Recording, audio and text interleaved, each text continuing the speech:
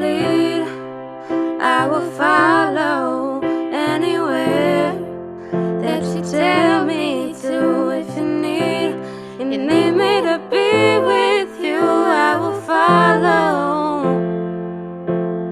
Where you lead, I will follow anywhere that you tell me to. If you need me to be with you, I will follow where you lead.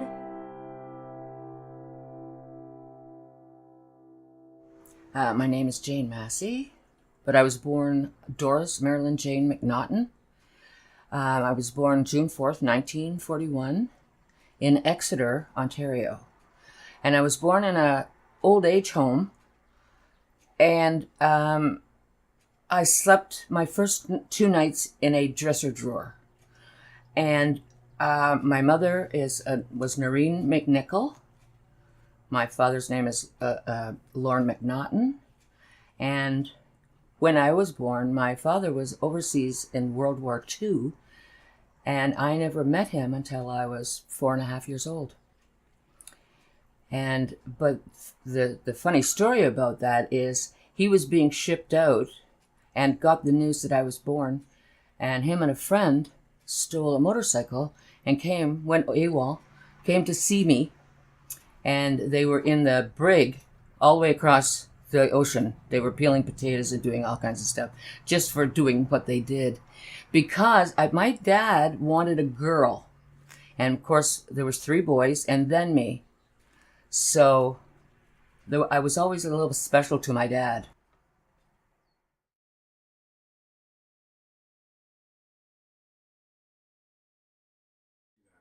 Okay, my older brother, the oldest in the family, his name is Paul. And if you were to say, what is a good older brother like, you would interview him, because he was fantastic and still is to this day. He's a wonderful man. But he's 5 years older than me. He was born in September 1936. And he was the first person in our family to have a job outside the home. And he was, none of us went to college. We just went to high school. But he became this is going to sound weird, he became a drug dealer from a drugstore in London on a bicycle. He would take all of the drugs to the people on a bicycle. And he, brought home, he bought our first television. We did not have a television before that. And so he bought me a beautiful, for Christmas, a beautiful jewelry box that when you open it, had a beautiful ballerina on the top of it. When you opened it, it played, Sweetheart Waltz. And, it was like having somebody almost a star in the family, because he lived in London. We lived in a little tiny place called Kirkton, Ontario. Population 200 at the very most. So the next person is my brother Carl, who was born in September as well, the following year, 1937.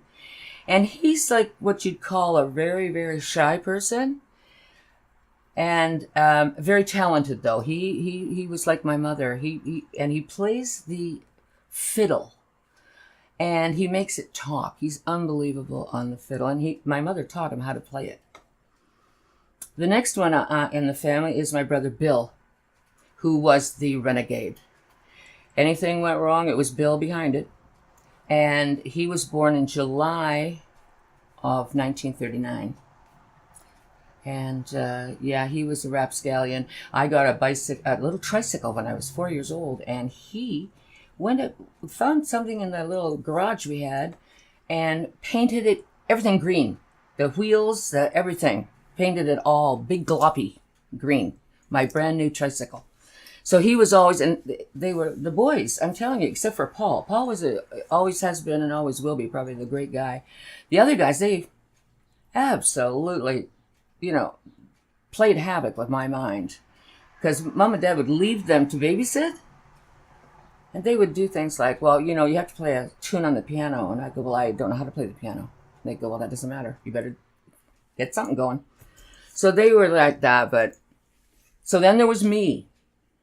And my dad was in the war, so he was gone for 4.5, 5 years.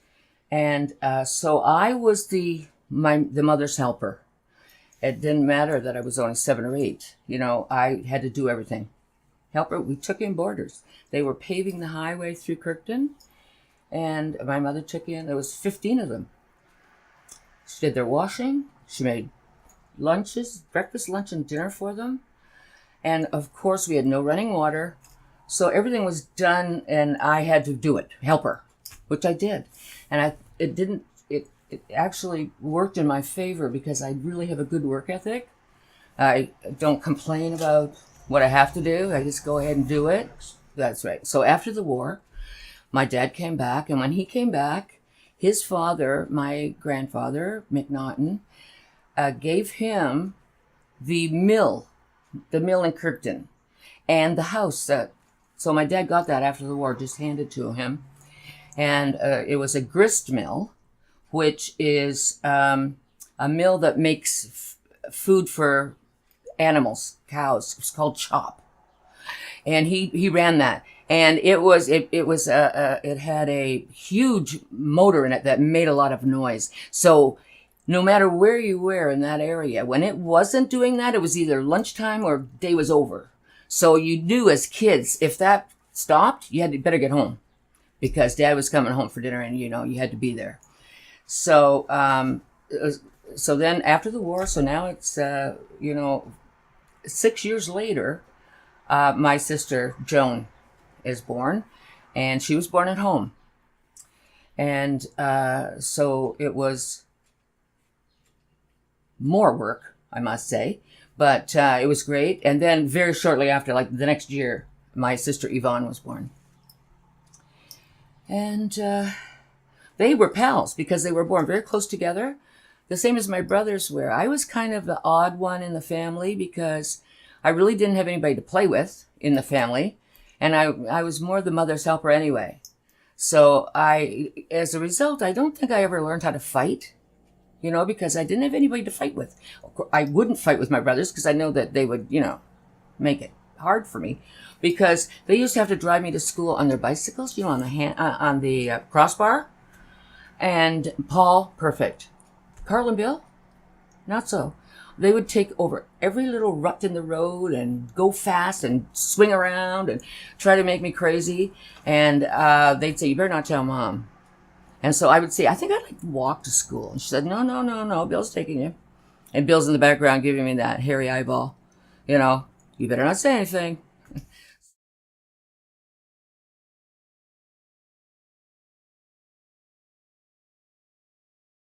I went to a little one-room school where all 8 grades were in one room. And the most in a grade was probably 4 or 5 people. So all the time that you were learning your thing, you were also learning everybody else's stuff. So you really got educated, you know, because it just goes into your mind and it's there. So it was kind of interesting. And then once a week, the music teacher would come and we'd have music and do all that. But yeah, it was just interesting. One-room schoolhouse, loved it.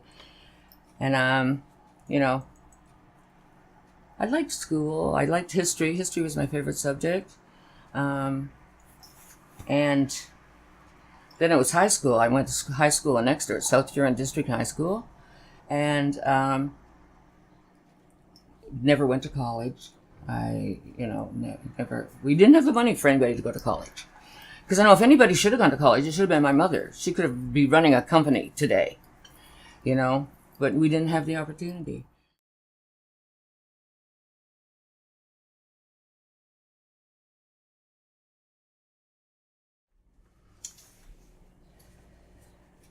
My grandparents on my dad's side were Frank and Hattie McNaughton. And as a child, they lived in Woodham, which was 1.25 miles away from Kirkton, and it was even smaller than Kirkton.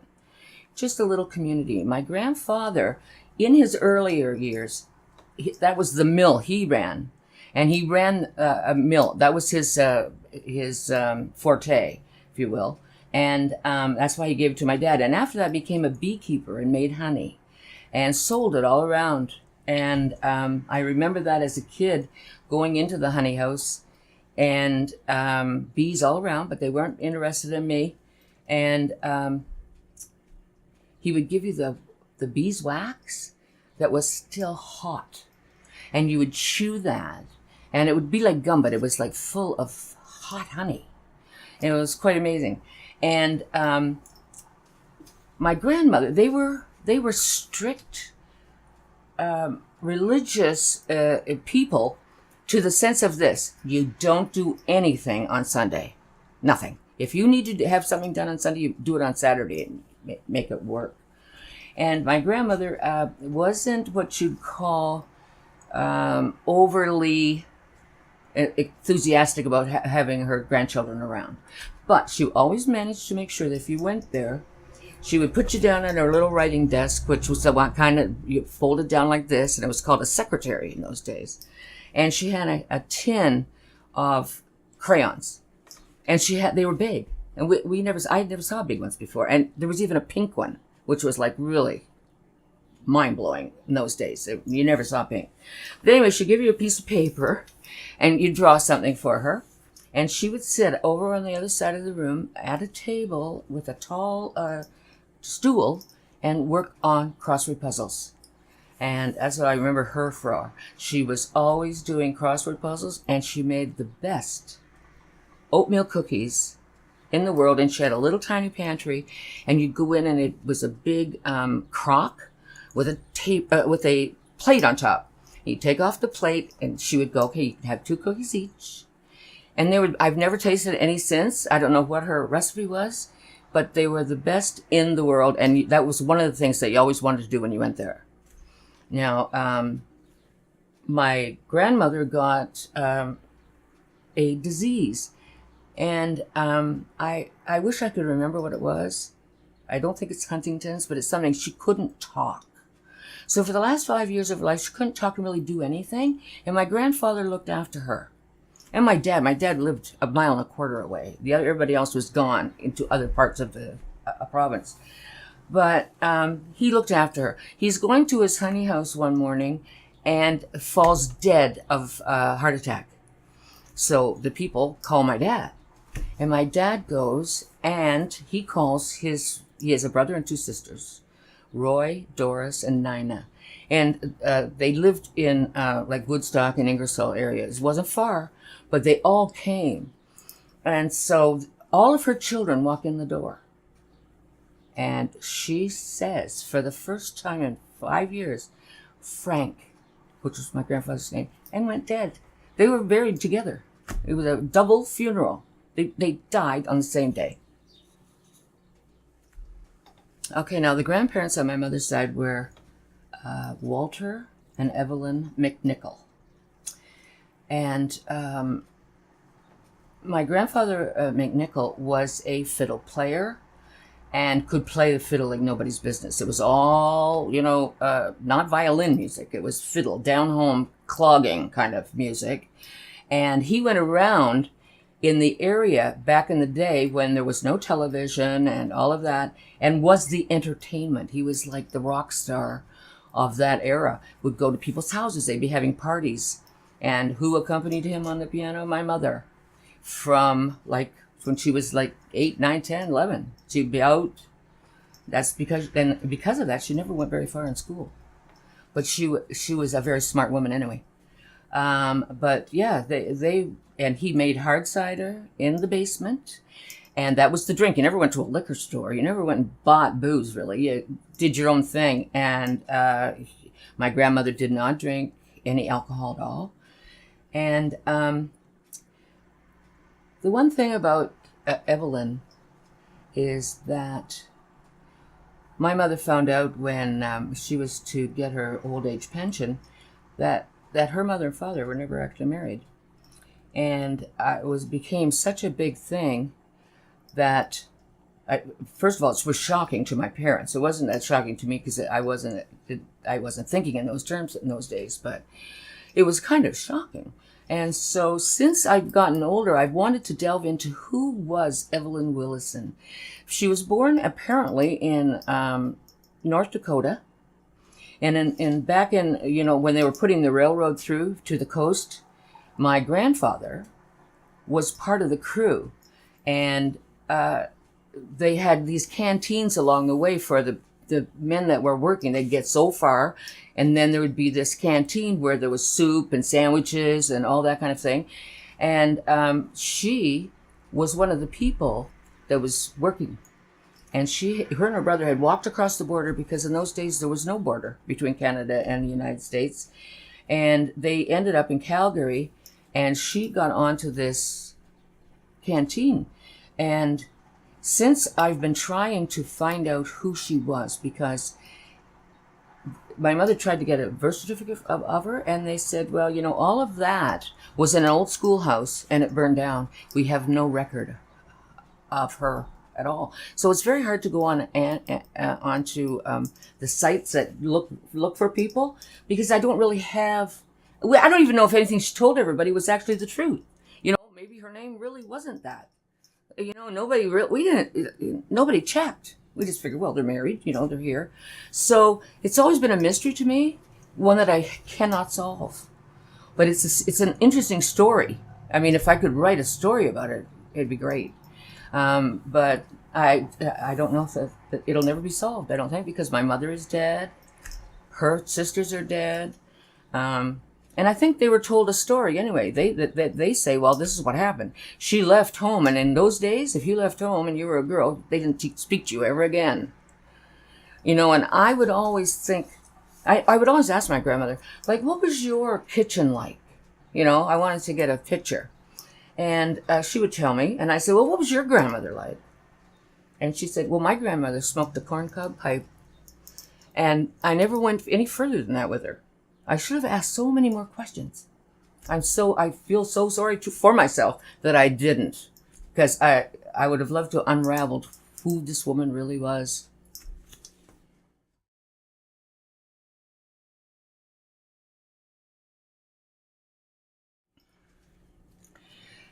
When my dad was in the war, I was little, okay?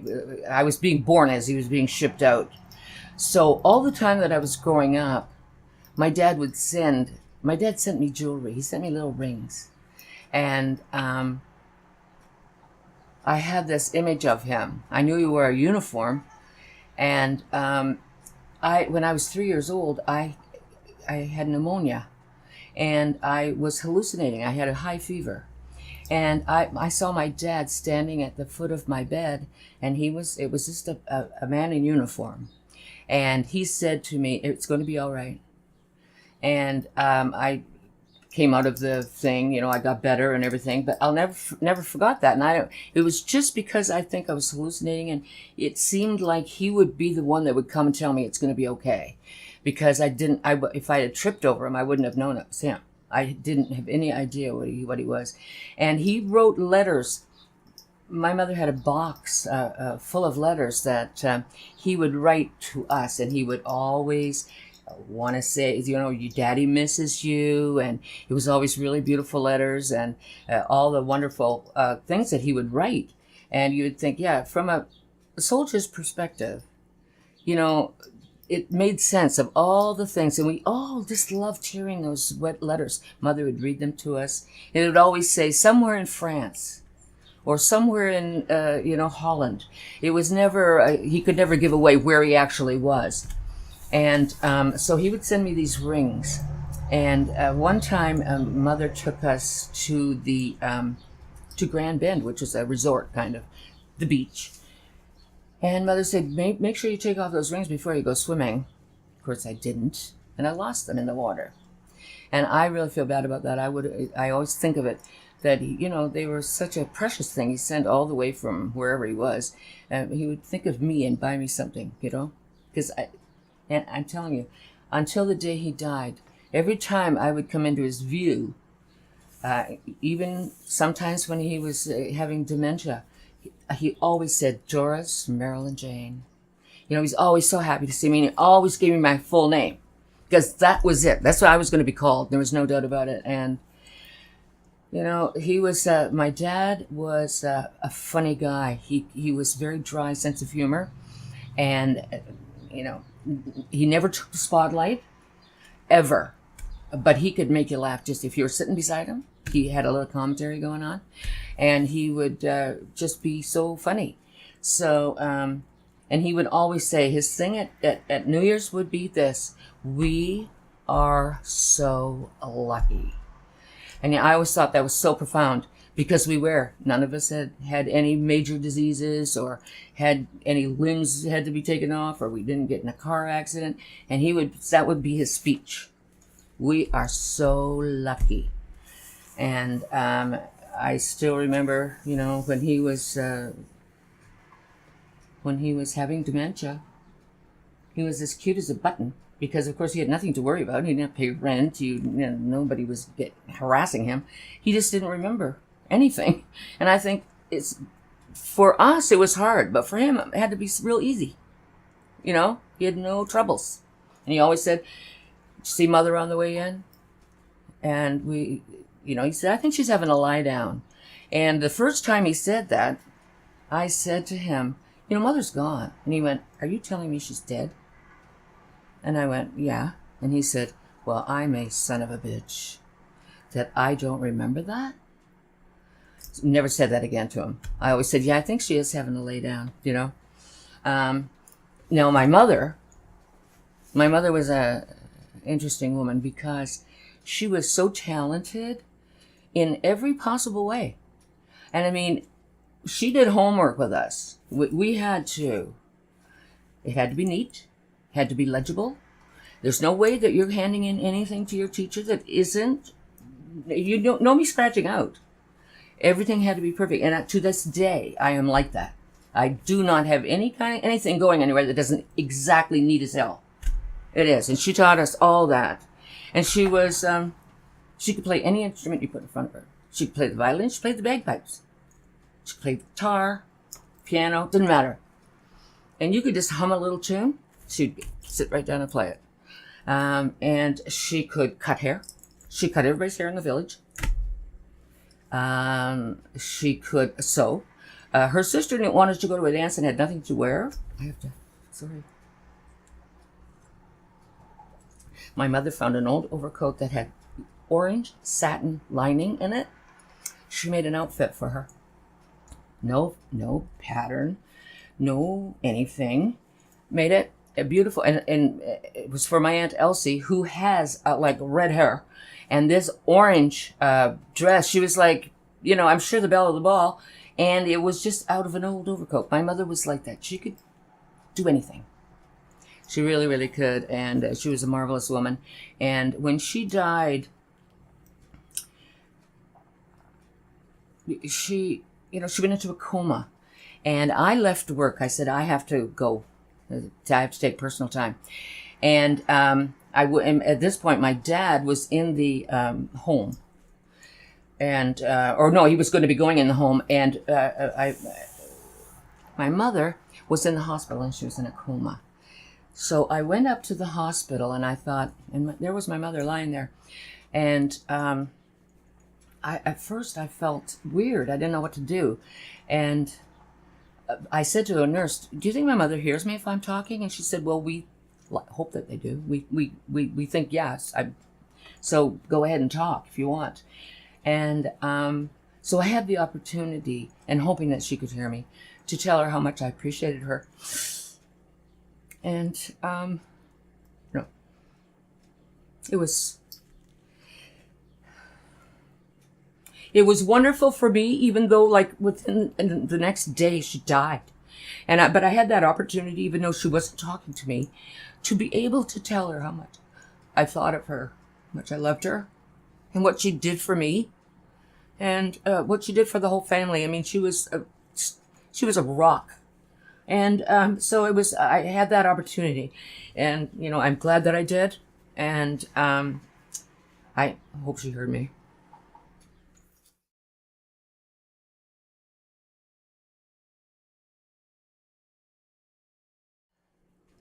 Well, when I was growing up in Kirkton, And Kirkton was a kind of a metropolis, if you will, at that time. We had a general store, we had a bakery, we had a post office, we had the telephone place where two women sat, and they would go Central, and you would go, I want to call Jane McNaughton, and they would go, okay, because it was a party line.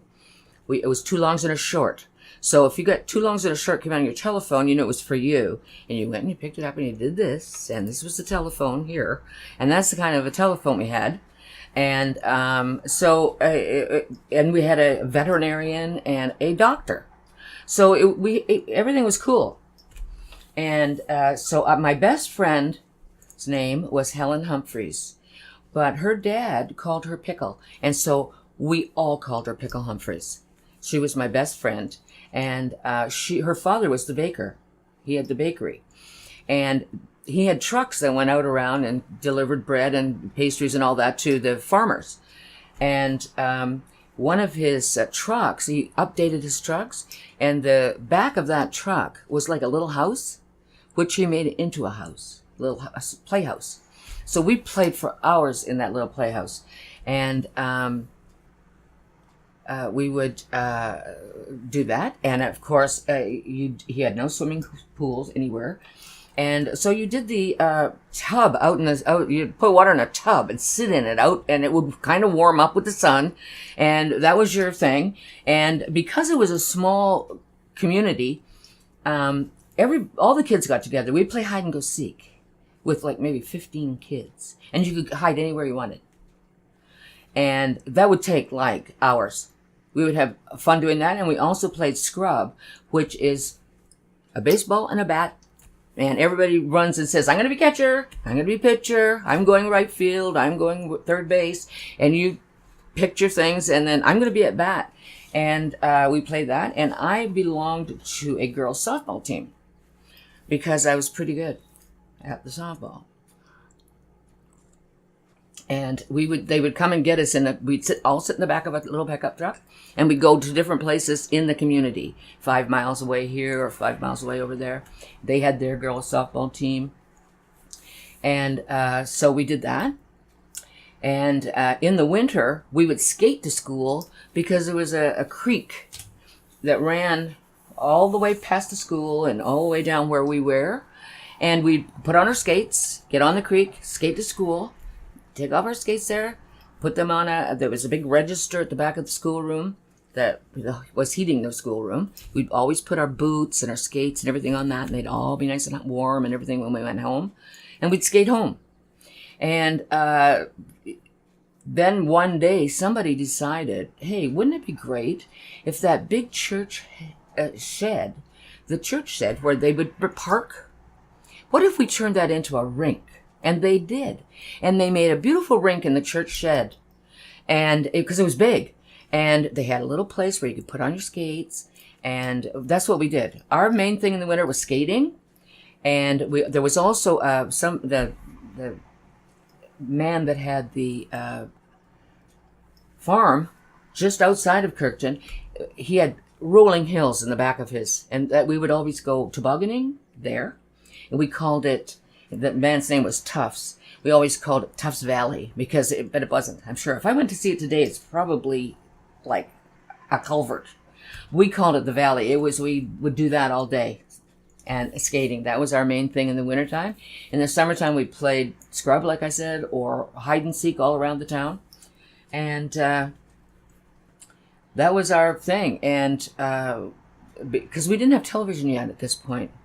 So we were outside all the time. We were making up things to do. We'd play store. We would, leaves would be dollar bills. We used our imagination and enjoyed what we were doing. We had fun.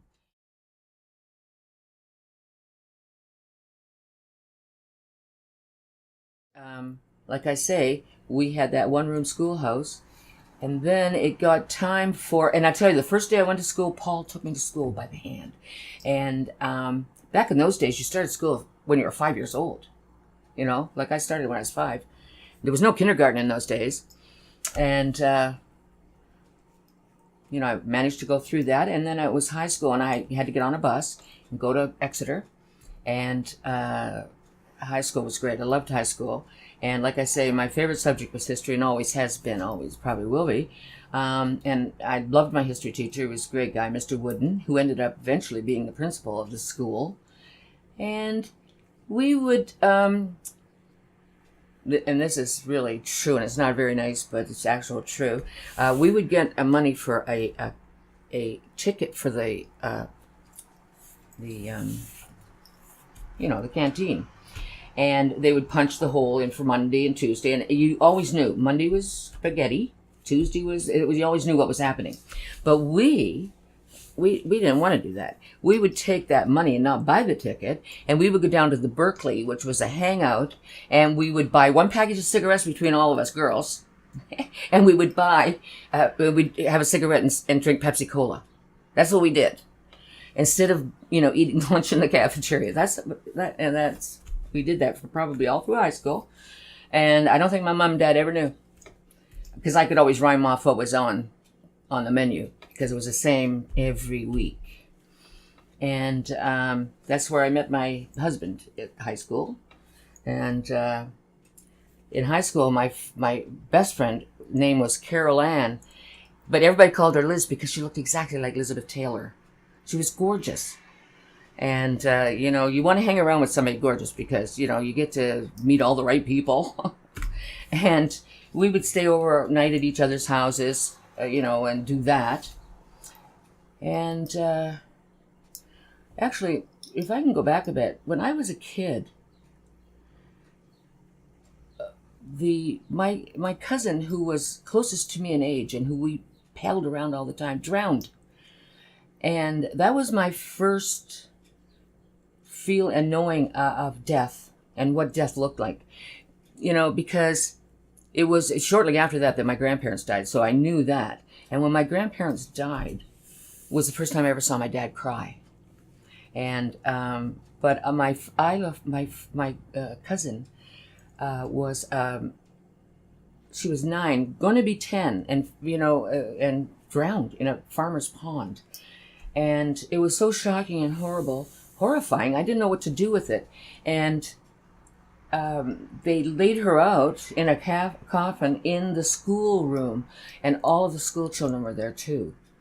And I never really knew what to do with it. And still today, every once in a while, I think of her because her name was Isla Esther Pearl. That was her name. And she was so funny. She had red hair. And I'll never forget it because her mother bought her a beautiful dress for her birthday, and she was buried in it. It was always, to me, it was so like, my God, what do you do with that? But I wanted to mention her because I know she, I'd like to bring her up every once in a while. But high school, yes, I didn't belong to any clubs at high school. I was a good student. But I met this guy. He had a locker right across the hall from me, and he was like good looking, and everybody thought he was good looking, and he was. And he would tease me because I am very teasable to this day. So he would tease me, and it was coming up the Sadie Hawkins dance, and you had to invite a boy to the dance. You had to do the inviting. You had to make a corsage out of vegetables. And you had to take them to the movies first, and then you brought them to the dance. So I wouldn't do it today probably, but I got up with the nerve to ask him. And the thing about him was this: he decided, of course, because he could do this, because all the girls wanted to probably be his date, he decided whoever asked me first, I'm going with them. And I happened to be the one that asked him first. And so he couldn't go back on his word. So, of course, He picked me up. I didn't have a car. I couldn't drive. But of course, his buddy came along, Victor Denemy. Most of my dates with him, Victor was involved. They were like buddies, and Victor, he didn't have a girlfriend. So we went to the movies first, and I think it was an Elvis Presley movie. And then we went to the dance, and they had to wear this corsage. And so that was the beginning of kind of a relationship with this guy that I ended up marrying. And that pretty much wraps up my high school. I belonged to the basketball team, and in high school, that's the only thing that I did. I'm not really very athletic. I'm kind of short for basketball, but yeah, South Huron District High School.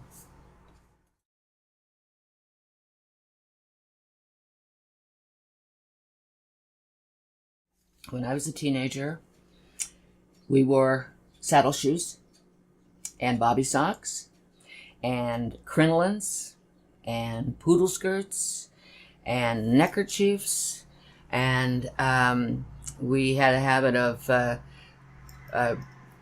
buttoning up our sweaters at the back. We'd wear them backwards, and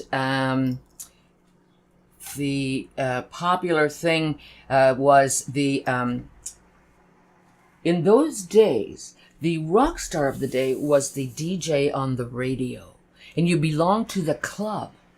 Like, I belonged to the Johnny Walters Club, and you could call in and go, "Can you please play it's my birthday?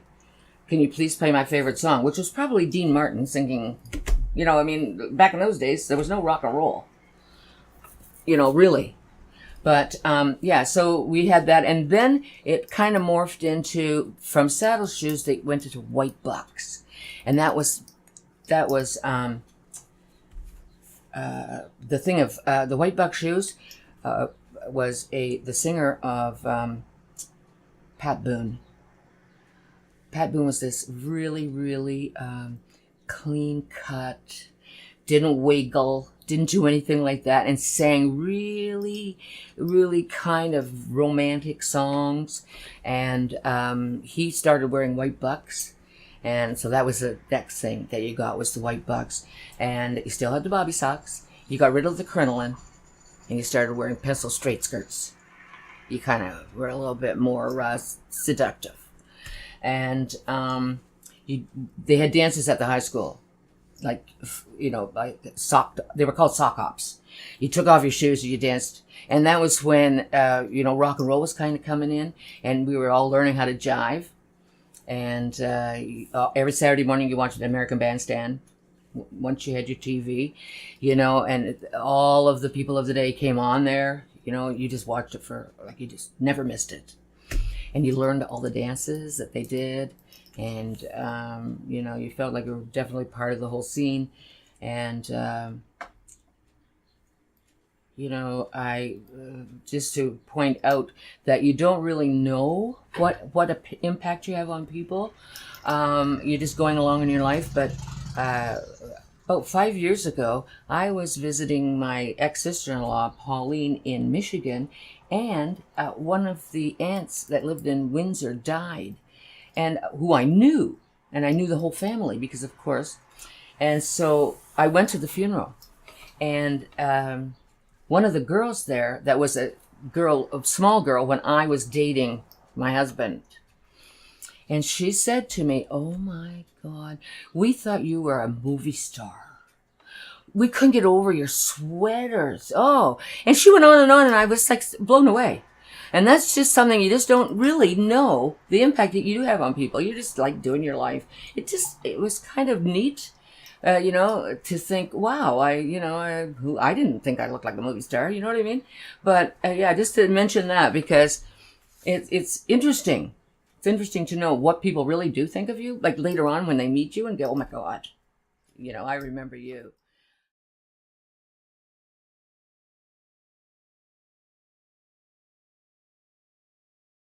After high school, I moved to London. I had a brother that lived there, my brother Carl and his wife Glennis, and their two little babies. So I went and lived with him, and my first job was as a waitress at a place called the Rose Bowl, which no longer exists in London. But it was a steakhouse, and on the upper floor, it was just like a regular restaurant. You could have pretty much anything you wanted. Downstairs, it was all steaks, and it was all cooked in front of everybody.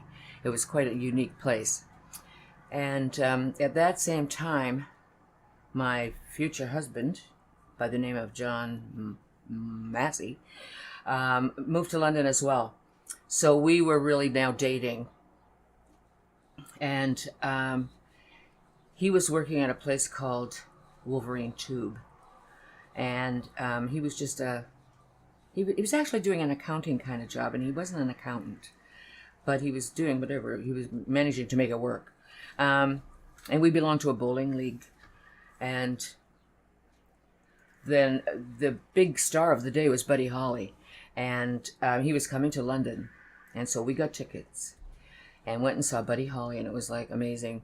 The whole place was full, and nobody was sitting down. We were all standing and dancing and doing everything, and it was quite a large group. And in those days, they had a rock and roll group that went around the country, and it wasn't just one artist. It was everybody that was in rock and roll. So we had the Platters were there, the little Anthony and the Imperials, Dickie Doo and the Don'ts, people like that. It was like it was at the London Arena, which no longer exists either, but it was something. I mean, you would have to today. That would never happen. You know, that's how they did it in those days, because there wasn't just the same. Like Buddy Holly was a big star. He was the biggest star at the time. And so we went and saw him. That was really crazy. And of course, Victor was with us because he's always with us. And then I left living at my brother's because it wasn't convenient for us.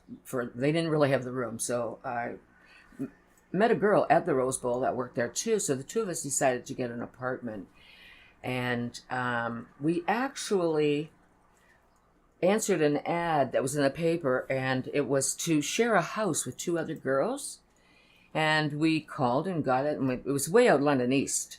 But it was a house, and we all had our own bedrooms, and it was all really, really nice. And the two girls were kind of older, a little bit older than us. And they knew Levon Helm, who was the drummer for, we all know the name of that group, the band. And so I got to know him too, because he would come when they were playing in London. He played with Ronnie Hawkins at the time. Those were the days when he was with Ronnie Hawkins, and the band had not been formed yet. And he would come out there to see these girls. And so, you know, I got to know him. He was really, really a nice guy. And got to meet Ronnie Hawkins as well. And, you know, it was kind of fun. But so at this point, I decided didn't want to be a waitress anymore. So I went to EMCO, which is Empire Brass. It was Empire Brass originally. My grandfather, the fiddler, worked there at one time, and he worked in the where they made the things, and he was the acid and the things that would be all on his shirts, and they had to wear big aprons. And I for somebody that would be working in the printing department there, and I got the job.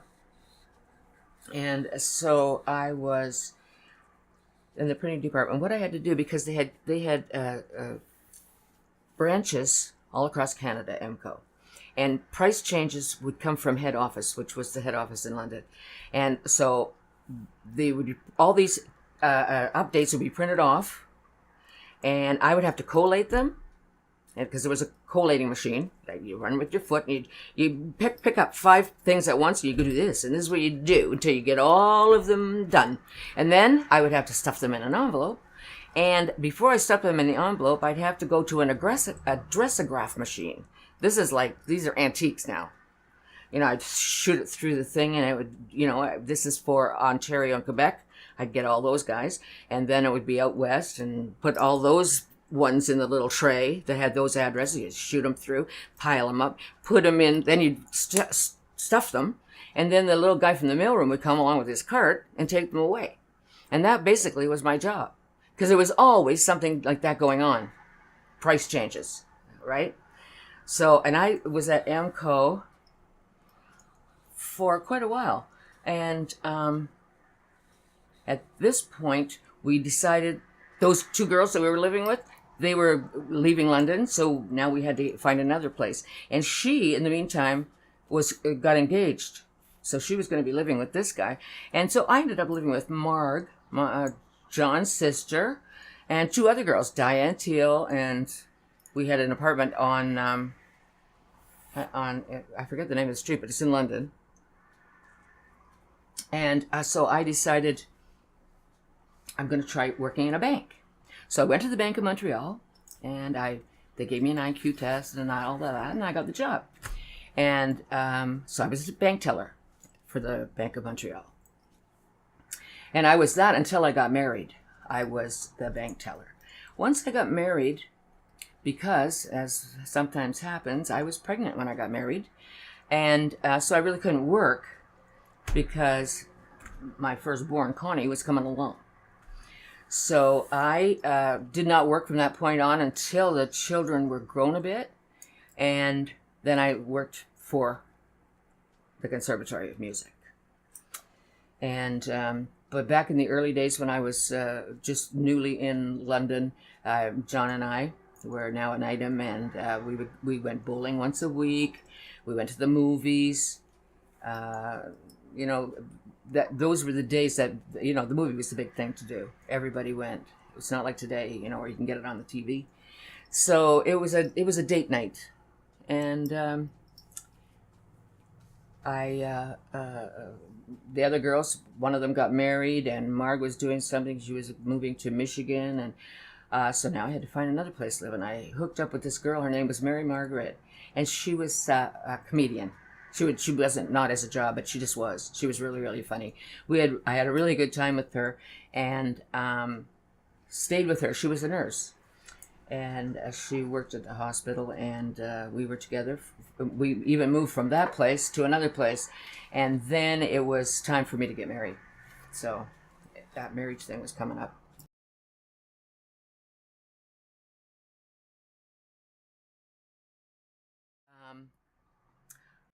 I got engaged, I was 19, and John was 21, and we got engaged.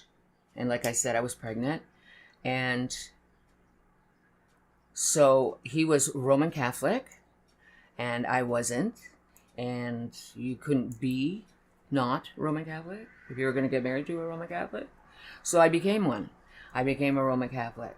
And we got married. On the Blue Water Highway, there's a church, and it was an old church, and it was a French settlement there. A lot of French people lived in that area, including John. And when he started school, he couldn't speak English.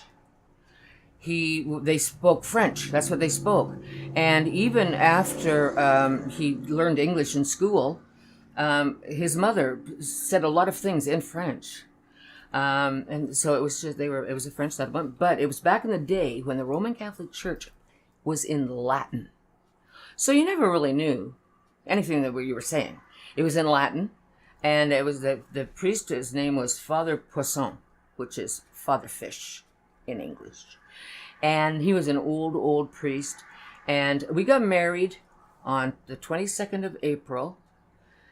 And we got married at 10 o'clock in the morning. And after that, we went to one of the hotels in Grand Bend for a wedding breakfast. And then we went to Exeter to the Legion and had dinner, and it was like the ladies of the Legion made the dinner, and they brought about the potatoes and the things. It was all serve yourself. And after that, back in the day that this was happening, what would happen is a couple would get married, and they would have a dance that night, which we did. And the only money there, what you had to pay to get into the dance was your own discretion. $1, $5, didn't matter. So, but we gathered it up at the end of the night. But anyway, now this is from 10 o'clock in the morning. Now it's a dance, and I've got this dress on, and my smile, I can't stop smiling because it's now pasted there, and the whole dance until midnight, and then lunch. That's right. Sandwiches and all of this. So like 2 o'clock in the morning, I'm finally getting this dress off, and I want to basically burn it, but I don't. It actually did get burnt though. So we went on our honeymoon. Okay, we counted the cash that we got at the door there, and it was kind of not bad. It was like, I think we got $300. Okay, and this is in 1961. So we went to Elginfield. That's where we spent our wedding night, in that little motel there, counting our money. And we went to Niagara Falls. That's right, for our honeymoon, and we were there a week. And I wrote a whole book about it, and I never found that book since. All the whole honeymoon, the wedding, and everything was all written down, and what I was wearing and that whole thing. But somehow it got lost. So then we set up shop, if you will, in London. We had an apartment, kind of a basement apartment, but it was big. And John was working at the Conservatory of Music at this point. He was a salesman, and he got paid for every student he enrolled. And sometimes it'd be like maybe $50. So we were having, and we have a child is coming. And at this point, like when we got married, John had a 1958 Chev convertible, black, red interior, okay? Wasn't long after that we got a Volkswagen. Okay, but we went on our honeymoon in this big convertible. It was like fabulous. It was a gorgeous car. So John's dad could not see us with that Volkswagen with kids, a little kid. He made us get into a Pontiac because he was a car salesman.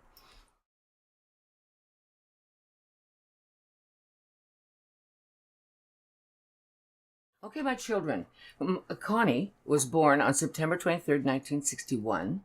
Kelly was born on December the 2nd, 1962. Julie was born on February the 17th, 1964.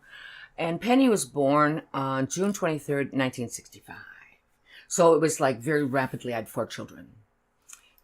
Basically, before I was 25 years old. And so that was the thing. The children. Very little. All of them were very little. I had children, probably 2 in diapers at the same time. And and of course, John, he moved up in the company. He became, the manager of the London operation. And had really good people working for him. So he was making better money because we, had those 4 children. And we were living in a rented house that was very nice. It was, nice and no problem. But it was busy and working. And when Penny was a baby, because I had to be always getting up and feeding her, because with a baby, it's like every 4 hours, it seems like, I read Gone with the Wind. I read the whole book when I was doing it at 3 o'clock in the morning, feeding her and reading Gone with the Wind. And so then it came to be that we're going to now buy a house. So he was really involved with the Conservatory of Music and really up in the upper echelon now and making really good money. So we bought the house on Westberry Grove, and it was 4 bedrooms, 3 bathrooms, way lovely. And a 2-car garage, and it was on a circle. It was called Westberry Grove, and it was a circle. So there was not through traffic or anything like that. And it was a split level, living room, kitchen, down the stairs to the family room, and a bathroom, and a laundry room. And you go upstairs, in the bathroom, bedroom with a bathroom ensuite. Another bathroom that had the 2 sinks. It was a big bathroom, and then 3 bedrooms. So Kelly and Connie shared a bedroom. Julie and Penny shared a bedroom, and Jason, being the only boy, everything was blue in his room, but Patty had to share it with him. And Patty was the type of kid that we had to almost lock her in her room because she would get up when everybody was sleeping and get into things like there'd be sugar spilt all over the place. She would get in and she would get into dresser drawers and do all kinds of things. And everybody else would stay in bed and be normal. And she just had to be up. We had to pretty much lock her in a room. So there we were with 5 girls, quite a nice little family. And I was thinking of going back to work. And guess what? I was pregnant again. And so everybody's going, okay, it's got to be a boy. And if it is, what are you going to call the kid? You can't call him Billy. All the other kids are like Connie, Kelly, Julie, Penny, Patty. And I had always loved the name Jason because of a television show I watched. And my sister-in-law, Pauline, was pregnant at the same time as I was, but she had her baby in October. I had Jason in December, and she called her son Jason. And it didn't stop me from calling Jason Jason. And when they were together, they were called Jane Masse and Jason Burke. They were the 2 Jasons. And they were friends as young kids. They were the same age, and they would hang out together whenever we were there or in Grand Bend because John's parents lived in Grand Bend, and we went often. And so there was Jason was born, and it was like everybody had to stop work, traffic had to stop because the boy finally arrived. And so of course I immediately didn't leave the hospital without leaving the apparatus behind as babies come along. All right, I left it there, and this was enough. Okay. And but Jason was a doll. He was like such a, even as a kid, he was a great kid. He never gave me any trouble, not even a speck. Except one time I came home from work, and it was later because I was working at Centennial Hall and I was working late. And there was a lot of rustling around when I came in, and I said to Jason, "What were you doing?" He said, "Oh, nothing. We were just all sitting around." I said, "Why is your shirt on upside down? Why is your shirt backwards? Inside out?" And he went, "What?" He was so mortified that I saw his shirt was on inside out. That was the only time I ever thought, what's Jason doing? You know, he was always a good kid. He's never ever asked me for a cent. Mom, you know, I'm kind of having a hard time here. Never asked me for money, not once. He was the kind of a kid that you'd see his diaper at the front door, and you knew he was outside in the nude. He hated clothes on. He would run around naked. And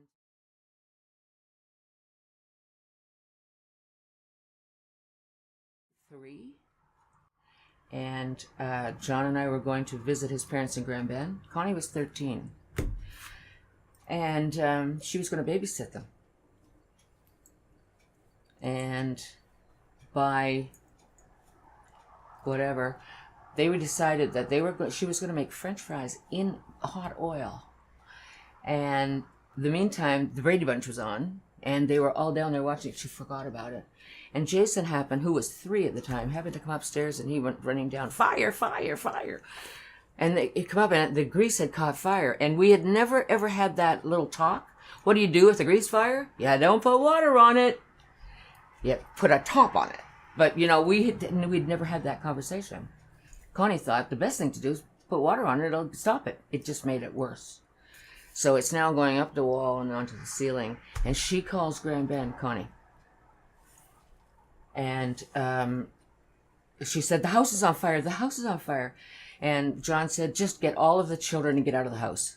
Don't worry about anything. Just go. Go to the neighbors." Now, the man right across the road from us was a fireman. They got the call, and he said, "I know that family, and there's a lot of children. Break down the door. Don't be waiting for somebody to answer the door. Because little kids will hide in a closet. Think that, well, I'm fine here." So luckily, he was the fireman that came. He knew us. And Connie got all the kids out, and they were all at the neighbors. We got home. Of course, we had to drive from Grand Bend knowing that our house was on fire.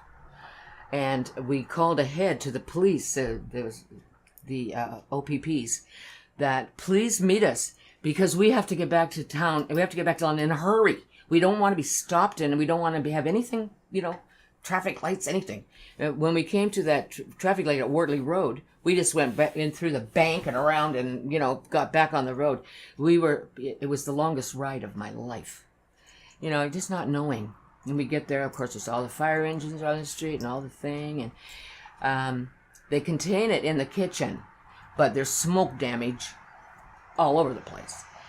They boarded up the kitchen windows because they broke the windows, and so it was all there, right, just in the kitchen.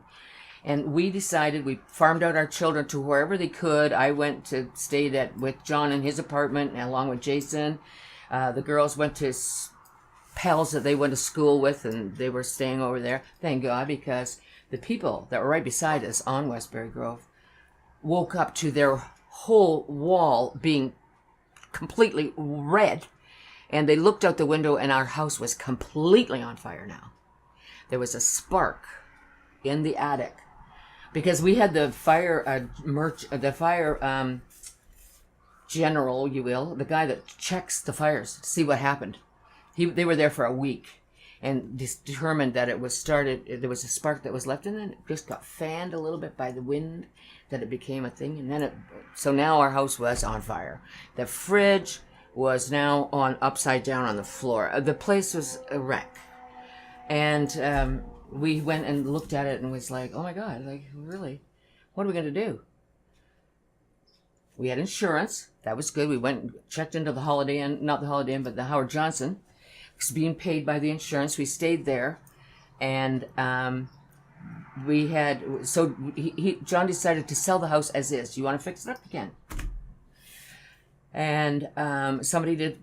Because it was just basically, and what was over top of our kitchen was the master bedroom closet. So it all came down and knocked the fridge over. And that's where I had my wedding rings, because after I'd had Jason, when I was having Jason, I couldn't wear them. My hands were really swollen. And so I had them in a box in it. So I lost my wedding and engagement rings, and I lost my wedding dress. So it finally did get burned out, self-fulfilling prophecy. And so now we were homeless. So the insurance company paid for us we rented a townhouse. They had to go to a different school. It was just chaotic. And we were in the townhouse, and I was working. I had a job. John and I were basically separated. And that's why we were in Grand Bend, explaining what we were doing to his parents. So I had a job at Sidra Systems, it was called, and I was just the do anything girl. I learned how to keep a book. I learned how to reconcile the bank. I learned a lot at that little job.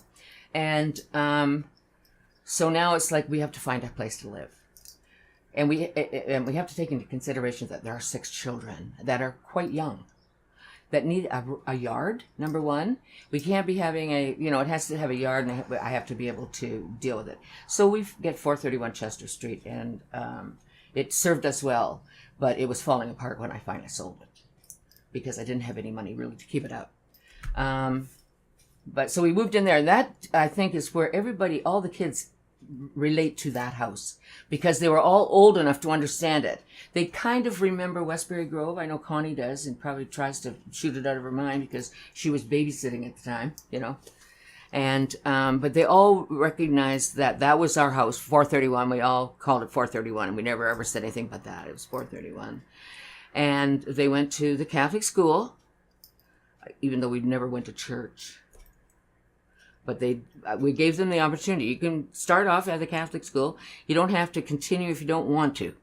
But while you're going into the lower grades, it's the school's around the corner, basically, and you're going to go. And Connie and Kelly actually went to Catholic Central High.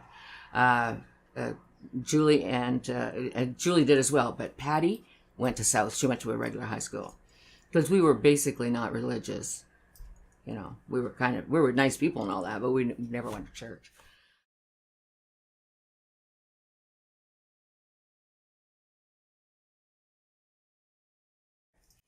So my children, the oldest being Constance and Rebecca Masse, she was what you call the go-to girl. She never really had to be told to do anything. She was very responsible.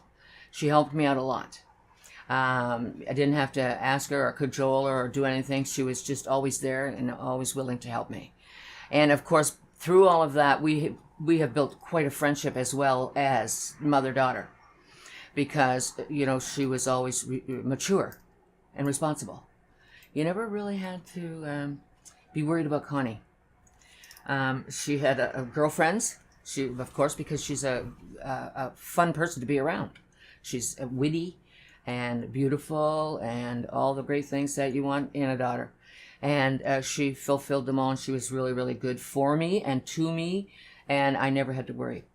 Kelly was completely different than Connie. Kelly, in her later years, is what Connie was to start off with. Kelly's very responsible. She has a good job, and she was smart in school. None of my kids went to college either.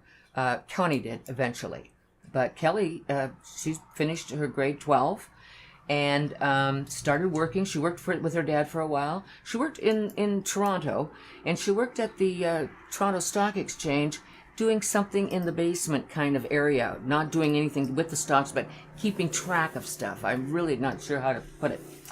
And she left home early and went out west and lived in Banff and traveled. She traveled to Europe, and she did all that. She really was a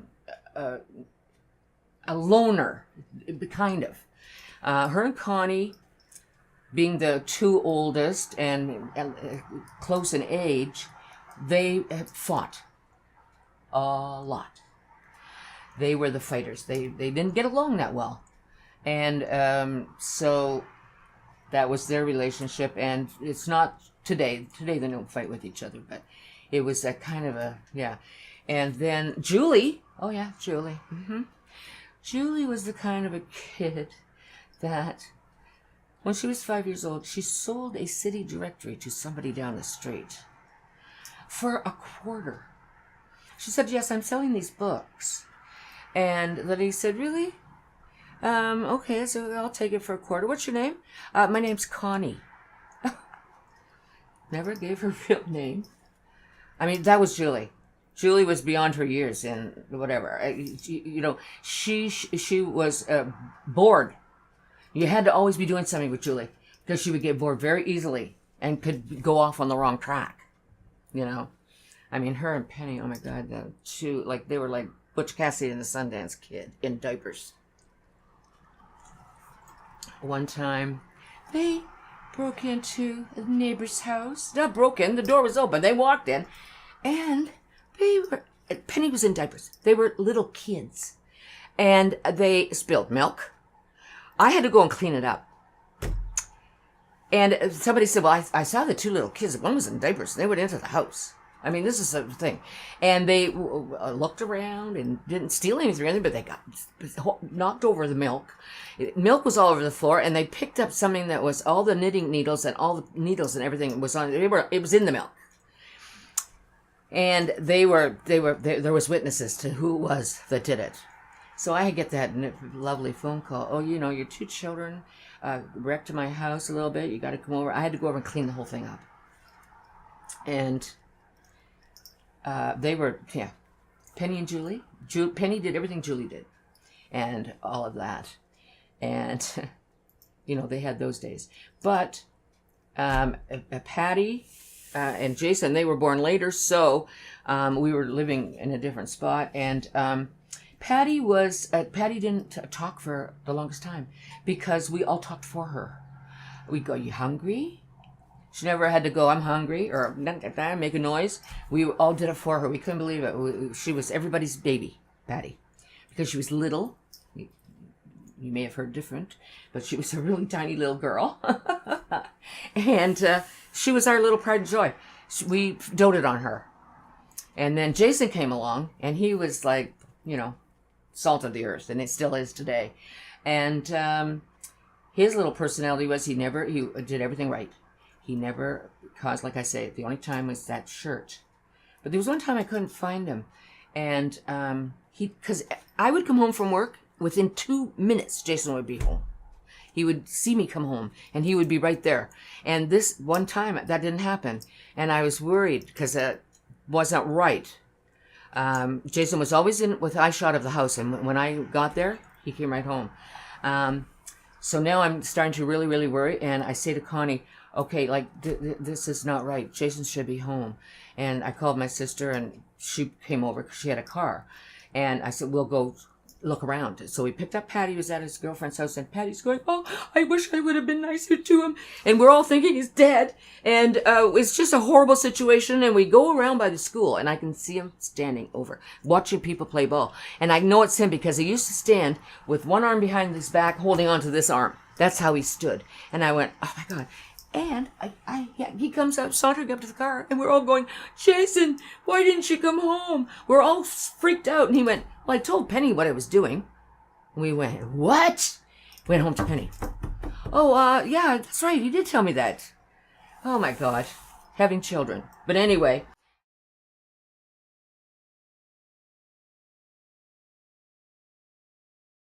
Okay. I would say that Kelly and Patty are more like John than they are me, even though they look more like me. But their personalities and how they deal with life is more like John. He's all very like, da-da, and they both are. They both are. You know, Kelly conducts her life very, very, in a very good way. So much of her money goes to this, so much goes to that. And she builds up the one that's for clothing. When she goes someplace, she's going, I've got that $500. I can buy whatever I want. She's very good that way. Patty's very good that way too. Connie has a little bit of both of us. I can see that she's got that a little bit of a stubborn streak that John has, and but her personality is more like me. And so, actually, all of my children I find are quite humorous. They're very witty, and that comes from my dad. You know, John can be funny, but he can also not be funny. Like I said to him, when I had my hand operated on, I said, well, I'm not going to be able to play the piano for a long time. And he said, do you play the piano? And I went, no, it was a joke. And it went right over his head and hit the wall. So I find that my kids are very witty. And so that I think that comes from my side of the family. And but when people meet my kids, meet two of them together, they think they look alike, because their mannerisms are all the same as mine.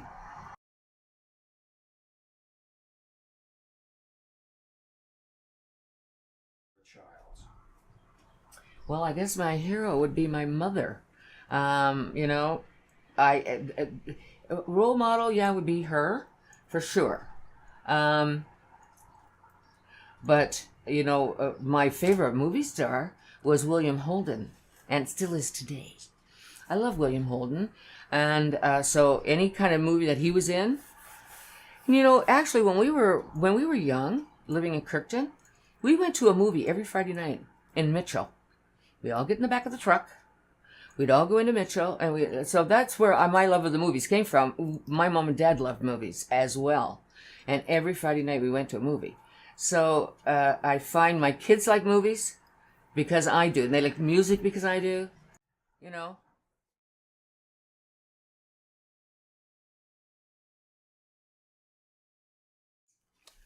My favorite book and movie would be Come With the Wind. Book and movie. You can't ever not watch it if it's on. I mean, I would say that because books, I'm telling you, I read a lot. And my favorite, guilty pleasure books are detective novels. And I eat them up. So I know all Michael Connelly's books because he writes by the same detective in every book. Love them, read them all. I've read all the Jack Reacher books. which is the same kind of thing. Lee Child wrote them all, and he's an ex-MP for the Army, and he's like amazing. So yeah, I'm a reader, an avid reader, but my guilty pleasure is detective books.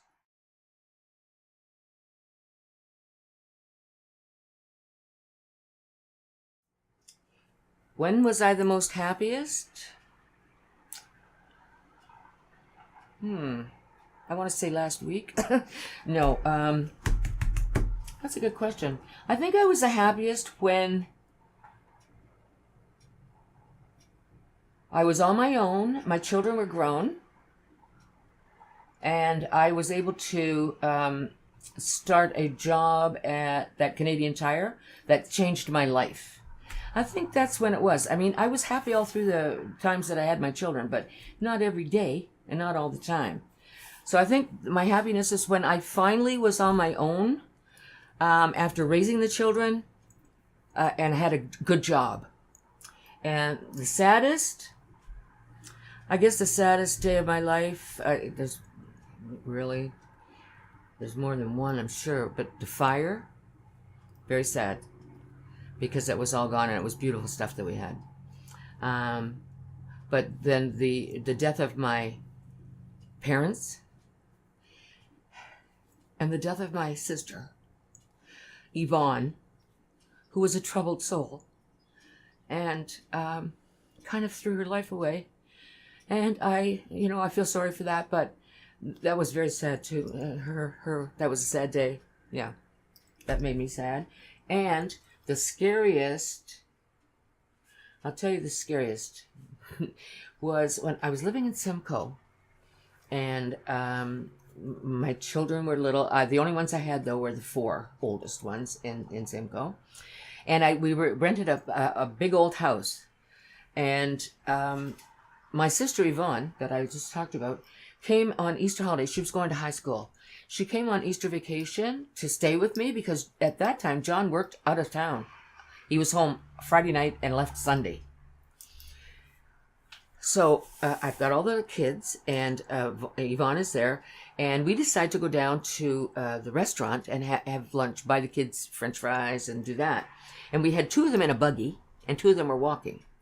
And before we did that, we cleaned the house, everything. And now on my bed, I had an ashtray, all right, that I got from a girl that I participated in her wedding, and that was the little gift she gave me. And it was silver and glass. It was beautiful, a little ashtray that was sat there, because at the time I was a smoker, and so was my sister Yvonne. So we cleaned all up, and we went down. We were gone for a while, so we walked all the way downtown. We had lunch. We walked back, did everything. I'm watching TV, and I decided I'm going to take a shower. So I go upstairs, go into my closet, and it behind the clothes of my closet was a stairway to the attic. All right? So I'm in there and take off all my clothes and put my robe on, and I go into the bathroom to have a shower. And there was a bedroom that we didn't use because we didn't need it. It was one too many bedrooms. We kept that door shut. Nothing was in there. Right across from the bathroom. So I'm in the bathroom and I'm taking a shower, and I think my sister Yvonne come upstairs and go back down. So I get dressed and I go downstairs, and she said, we're sitting there. We watch Johnny Carson. Julie's in a little basket, and she's sleeping beside me, and the other kids are in bed. They each have, Kelly's in a crib still, and Connie's got her own little bedroom, and Julie's in the hamper, and she's sitting beside me. We go to bed. Vaughn is sleeping with me. I look at the ashtray, and there is a cigarette that has been set in there and burned all the way down. And I said to Yvonne, "Why would you dirty that clean ashtray?" She said, "I didn't do it." I said, "Well, I didn't do it." And then we stopped and thought, and I'm thinking, I said, "Well, she said, well, I heard you come downstairs." And I went, "No, I didn't go downstairs. I heard you come upstairs." She said, "I didn't go upstairs." And when I came out of the bathroom, I thought it was very odd that that door across from the thing was open. So we now are freaking ourselves out. And we don't want to talk loud because we don't want the burglar to hear us, because we're sure he's in the attic. So of course, you don't have cell phones in those days. We got trying to dial quietly, and I'm under the covers in the bed, and I'm going, this is my address, and I think there's somebody in my house, and carrying on. And it was winter time. There was snow on the ground. So Vaughn and we're like attached at the hip. She can't get a little bit front ahead of me, and I can't get a little ahead of her. We're just like this. So we see the police car drive up. So we have to go and open the door. We are like going down the stairs together. Just open the door, and we said, you have to check the whole house. And they checked right from the basement on up, under the beds. And I'm thinking, oh my God, my children, that they're sleeping they're in those rooms. Maybe they're dead. I was like freaking. Anyway, they looked in on the kids. They were both sleeping soundly. And so they looked in the attic, and we can't find anybody. And there was a balcony off of our bedroom. So he said, what's out there? And I said, well, that's the balcony. And I said, but it's always locked because I don't want the kids to get out there, fall over. So he unlocked it, and there was footprints across the balcony. So we caught the guy in the house. And he, at one point, when I was taking a shower, he thought, well, I can get out of here now. Runs down the stairs, sees Yvonne, because it was a French door. Sees her and runs back up. And I'm thinking it's her running, and she thinks it's me running. And it was the guy. And he got away. He wasn't in the house. But from that point on, when I was alone, I was freaked out all the time in that house. Because it was a big old house. And just from that experience, I was scared to death.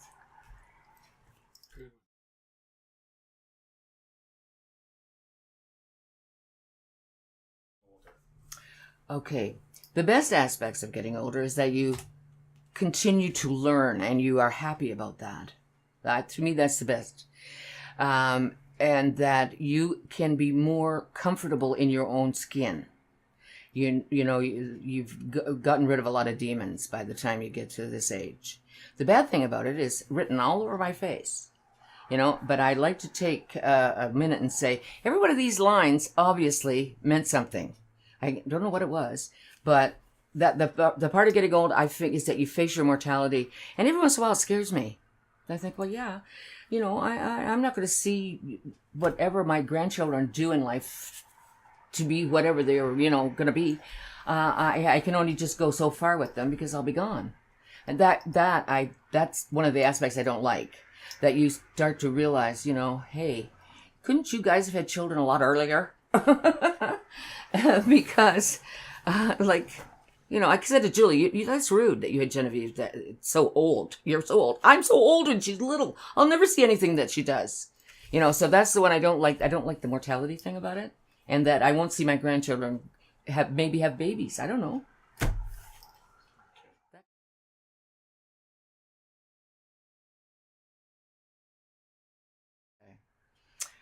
I want people to think of me as a good person. And that I always did the right thing.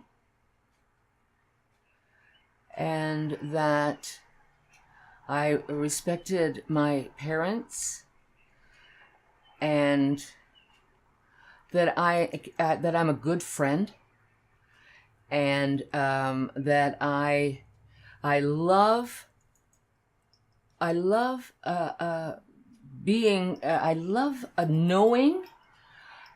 knowing everything about you. If you are my friend or if you are my family, I love that. I love that like nobody's business, basically. I was kind of a cut up as well. I kind of made people laugh once in a while because I was a little bit zany. And I can be pretty hilarious. Not all the time, but I can be. Because I find things funny. I know I get that from my dad. My mother wasn't what you'd call a hilarious person, but she understood. She could laugh. She would laugh at my dad and that. But I think I have a bit of a cut up.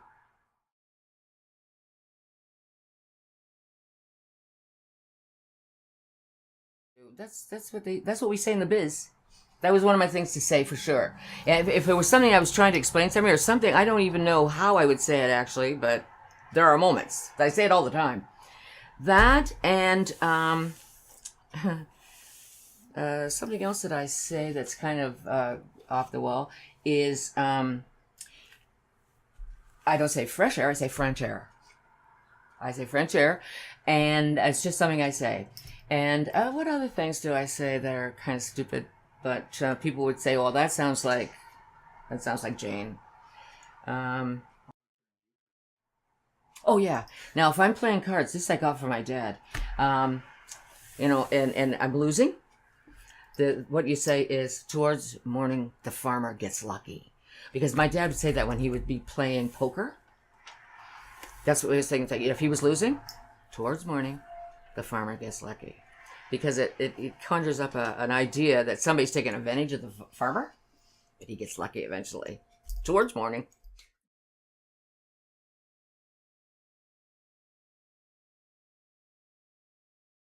If I could go back to any age and be an adult, it would definitely be the 40s.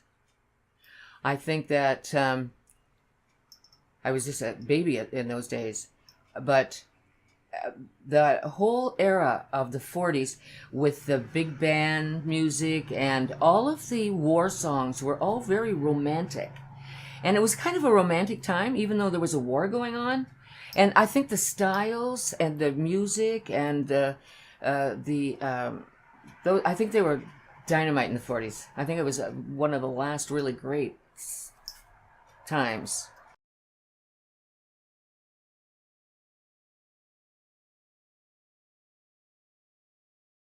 Okay, the most important things in my life are my children and my grandchildren and my in-laws and my extended family. They are the most important, and my friends. I don't have many friends, but the friends I have, I've had for a long time, and they're good friends. That's what's most important to me, is my family, the whole extended bunch, and my friends. That really is what's most important to me.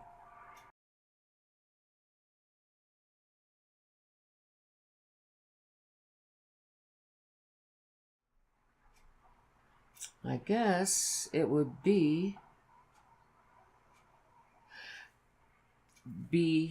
true. Be true to yourself. Be true to your family. Be true to your friend. Be true. Be true to your boss. Just be true to yourself, and then that carries that panache to everybody. If you're true to yourself, you will be true to everybody.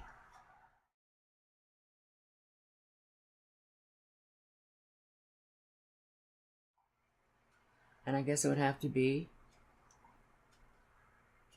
being true to yourself. And I think that is it. Because, you can stand in your way so many times. And, that